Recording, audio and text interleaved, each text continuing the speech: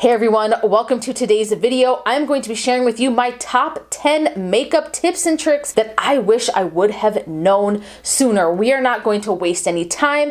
We are going to jump right into it. Now, if you find that you struggle with your makeup just not lasting very long, slipping and sliding, if you find that your makeup looks heavy, cakey, bunchy, you name it, I can guarantee that the tips I'm about to share with you are going to solve all of your makeup problems. So let's jump right into it. We're going to start with the base and we are going to work our way up. First and foremost, let's start with primer tips. Now, number one, you obviously always want to be priming before you put on any foundation. I have a piece of fuzz on my face. Of course, you don't have to use a makeup primer per se, but you want to use a moisturizer. You don't want to go in with makeup on dry skin. That is when things are going to look heavy, cakey. It's going to cling to dry patches, and we don't want none of that. Now, the tip here though is that when you go in with your primers, you want to make sure that they are fully absorbed into the skin. Wait about 5 or 10 minutes before you go in with your base of choice, whether it is a tinted moisturizer, a light coverage foundation, a full coverage foundation. I don't care what it is.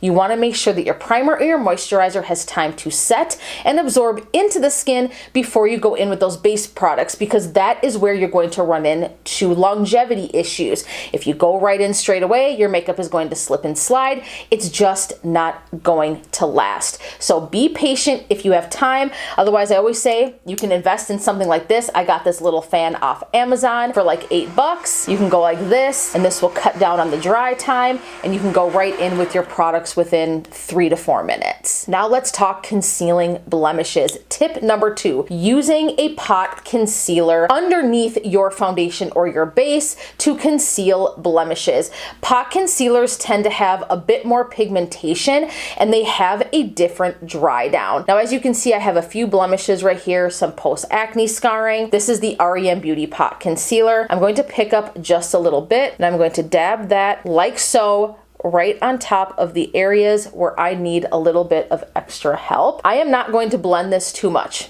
I'm going to leave this just like this. I'm going to dab that on right onto the areas, again, where I need a little bit of extra coverage. And I'm gonna leave that just like that. I'm gonna let this sit for about a minute or two before I go in with my foundation. Again, you don't wanna blend this out all the way. You can leave this just like this. This is going to greatly improve your complexion along with your foundation. These two steps work together. It's gonna give you a flawless application. It's gonna make your makeup look full coverage and effortless. Moving on to tip number 3, foundation. Warming up your foundation and applying it with your fingertips directly to the skin before you blend out with a beauty blender, with a brush. Warming up your product makes it look so much more skin-like. It makes it look a lot more seamless, and it also makes it so you don't use as much product. There is just something about prepping product before you apply it. You can warm it up on the back of your hand like this, or you can just simply apply it directly to the face. This is going to help warm up the product as well.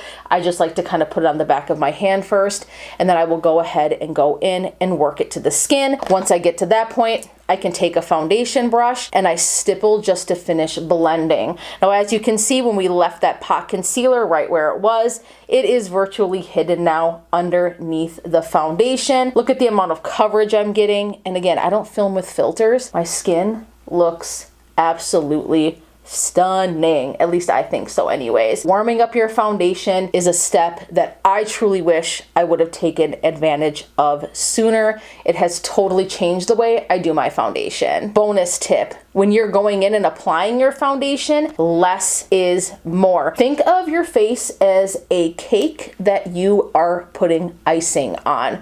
You want to go in layer by layer before going in too heavy or too much. Again, this is going to ensure that you have the most natural, flawless, effortless looking skin-like finish. All right, moving right along to tip number 4, letting your cream products set before you go in with powder. This is another time where my handy dandy fan comes in handy. So after I am done applying my foundation, any other cream products, concealer, cream blush, cream bronzer, I want to make sure I give these products time to set before I go in with powder. This is a way to, again, avoid looking cakey, heavy, having your makeup break up, separate. It's going to prevent creasing on the under eyes. You really want to give a time for your cream products to set. Fun fact, and what a lot of people probably don't know, is that cream products, or most of them, are self-setting. So if you give a little bit of time, if you're in a time crunch, pick up one of these little mini fans, sit in front of a floor fan, give your cream products time to set.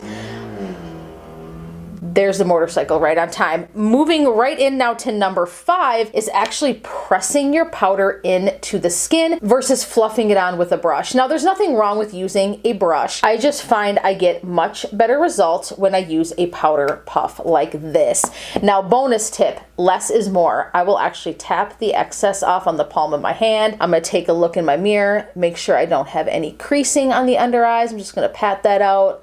Pat out what's on the lid, and I'm gonna go in and press the powder where I want to set. Now, if you tend to have dry skin, go in zones. That's what I call it. Stick to the areas where you know you might actually get a little bit oily, where you know you want to prevent any creasing, you want to extend the longevity. But if you're extra dry, like in your forehead or your cheek areas, you do not need to set there. Just leave it be. For me, it's usually in the T-zone. I'll even bring the excess powder around here.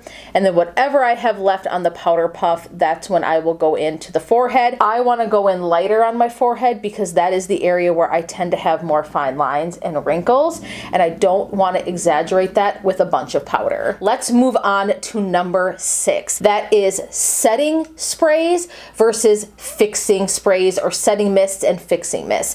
Now, a setting mist is designed to set down that powdery look that you've got going on after you've applied all of your powder products. It's going to kind of help melt all of that into the skin. However, what a setting mist is not going to do is prolong the wear of your makeup. That is what a fixing mist does. For example, the Too Faced Makeup Insurance 18-Hour Wear. This is going to lock your makeup in place. If you look at a product like from REM Beauty, the Calming Face Mist, this is something that you could use as a setting mist. It's just going to help melt those powders down. Now, technically, you can use both of these. So if you tend to be more on the dry side, go in with a setting mist first, let that kind of dry down, and then you can go in with your fixing mist, and that is going to lock everything in. This is the key to having makeup that is extremely long wearing. I've got another bonus tip for y'all. After you go in with your setting or your fixing mists, that is when you want to apply your highlighter. I find that highlight looks so much more glowy and natural and just melts into the skin once everything else has been set versus going right in after you've just freshly powdered. It just makes highlight look more natural. I mean, as natural as a highlight can get, but it just looks so much more seamless, so much more effortless, and so much more gorgeous. That's what we want with our makeup, right? We all want to look effortless. And then sometimes even after I've applied my highlighter, I will actually go in with another layer of my fixing mist to then lock in my highlight. This next tip is one that I do not hear people talking nearly enough about, or if at all. Now, we all know that laminated or that fluffy brow look is what is so on trend right now. And even if you're not going for that look, I cannot recommend this tip and trick enough. Cleaning off your brows before you go in with your brow product of choice. You can use a makeup wipe for this. You can take a cotton round, put a little micellar water on, however you want to go about it. But for me, the easiest way is I just go with my micellar water. I take a Q-tip. I kind of just put it right in the hole there where the product comes out. And then I get some there, and I will run this through my brows. This is going to make your brow product go on so much better. I swear to you, out of all of the tips that I am giving you right now, if you're going to try any of them, please start with this one. Look at all of the product I have just removed from my brow on this Q-tip. The reason why this is important is because when you apply a brow product, you want it on top of fresh brow hair. This is going to help with the adherence of the product. It's going to help especially if you're going for that laminated look, because if your brows already have a ton of primer in them, foundation, setting mist, all that stuff going on, that product's just not going to adhere. It's going to be weighed down with other product already, and you're not going to get that fluffy locked in look. Now I personally want to go for that more laminated look today, that more fluffy look. Now that I have cleaned off my brows, I can go in with my brow soap, my brow gel,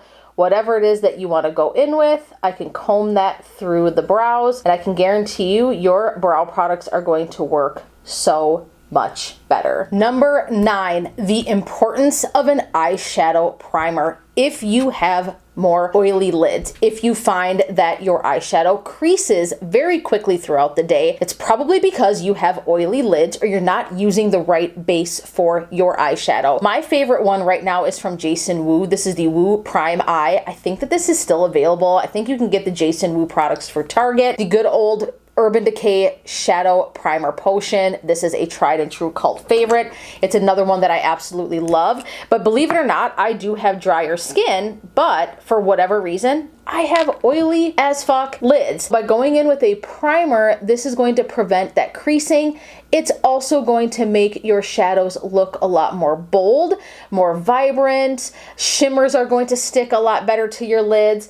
And again, it's just going to go ahead and prolong the longevity of your shadow, and it's going to prevent that creasing that you see right away. Now, you do not have to set down shadow primer. Sometimes I do, sometimes I don't. It really just depends on my mood. But again, if you tend to have oilier lids, or if you're going to need a good base and you need your eyeshadow to last all night long, don't go in with a concealer, powder that, and then go right in with your shadow, because a lot of times concealers contain emollient product. They're meant to hydrate, and that is when you're going to start getting that creasing and separation in your eyeshadow. It's just not going to give you that same pop that a good eyeshadow primer gives you. Moving on to tip number 10, and it is so incredibly important. I am passionate about this one. Mascara primers. If you are not priming before you go in with your mascara, what are you even doing with your life? This is not only going to add insane volume and length to literally any mascara that you use. Mascara primer can make even the shittiest mascara look good. I promise you that much. Now, if you don't like the traditional white mascara primers, Maybelline Sky High Tinted Primer is for you. It actually looks like mascara. It has like a black gray tone, so you don't have to spend a lot of time trying to cover up that white if that is something that you struggle with, or if that's one of the reasons why you haven't used a mascara primer. But mascara primer makes all of the difference in the world. Here is my makeup completely finished using all 10 of the tips and tricks that I have shared with you today. Comment down below if you've already known about some of these, or if you've already known about all of them, or if you've known about none of them, and let me know which ones are the ones that you are most excited to implement within your routine. I want to thank you guys so much for hanging out with me today. YouTube is so fun. I love meeting with y'all. Thank you so much again for your patience while I get used to my new upload schedule and my new schedule in general. You know I love y'all so much. Thank you so much for watching and hanging out with me today, and I look forward to seeing you in the next video. Mwah. Bye guys.